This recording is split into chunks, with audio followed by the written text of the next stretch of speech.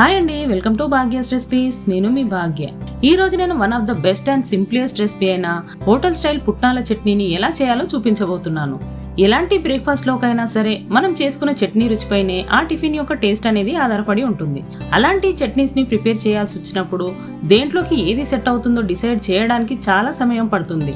అందుకోసమే నేను ఈరోజు తక్కువ టైంలో ఎలాంటి శ్రమ లేకుండా మరియు టేస్ట్లో ఎక్కడ కాంప్రమైజ్ కాకుండా ఉండే ఈ సింపుల్ పుట్నాల చట్నీని మీకు అందిస్తున్నాను. దీనికోసం ముందుగా ఒక మిక్సర్లోకి 1 కప్పు పుట్నాలు, అర కప్పు చిన్న చిన్న ముక్కలుగా కట్ చేసుకున్న ఫ్రెష్ కొబ్బరి, పొట్టు తీసినటువంటి 4-5 వెల్లుల్లి రెబ్బలు, 3-4 పచ్చిమిర్చి, రుచికి సరిపడ ఉప్పును వేసి ఒక పల్స్ ఇవ్వాలి.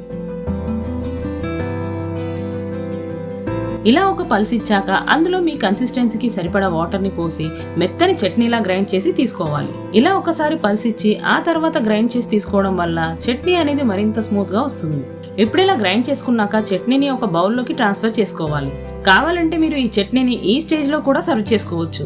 ఇలా సర్వ్ చేసుకుంటే ఇడ్లీస్ లోకి అయితే ఫెంటాస్టిక్ గా ఉంటుంది. ఇప్పుడు పోపు కోసం ఒక ప్యాన్ లోకి 1 టేబుల్ స్పూన్ ఆయిల్ ని వేసి వేడి చేసుకోవాలి.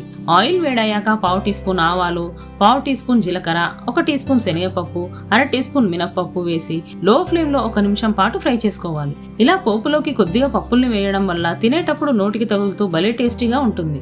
ఇప్పుడు ఇందులో 2-3 ఎండుమిర్చి వేసి అవి కొద్దిగా రంగు మారేంత వరకు ఫ్రై చేసుకోవాలి.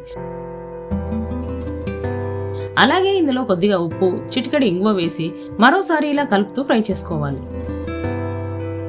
ఇలా కొద్దిగా ఫ్రై అయ్యాక ఓ రెబ్బ కరివేపాకు వేసి కరివేపాకు చిటపటమనేంత వరకు ఫ్రై చేయాలి.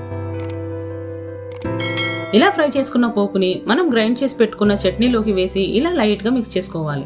అంతేనండి, ఎంతో టేస్టీగా ఉండే హోటల్ స్టైల్ పుట్నాల చట్నీ రెడీ అయిపోయినట్టే. మరీ ముఖ్యంగా ఈ చట్నీని దోస లేదా వడల్లోకి సర్వ్ చేసుకుంటే ఇక చెప్పనక్కర్లేదు, అంత సూపర్ గా ఉంటుంది. మరి మీకు ఎలా అనిపించింది ఈ హోటల్ స్టైల్ పుట్నాల చట్నీ? నచ్చితే ట్రై చేసి మీకు ఎలా కుదిరిందో కామెంట్స్ లో తెలపండి. అలాగే లైక్ చేయండి, షేర్ చేయండి. మరిన్ని ఇంట్రెస్టింగ్ రెసిపీస్ కోసం నా ఛానల్ ని సబ్స్క్రైబ్ చేసి పక్కనే ఉన్న బెల్ ఐకాన్ ని యాక్టివేట్ చేసుకోండి. Thank you for watching.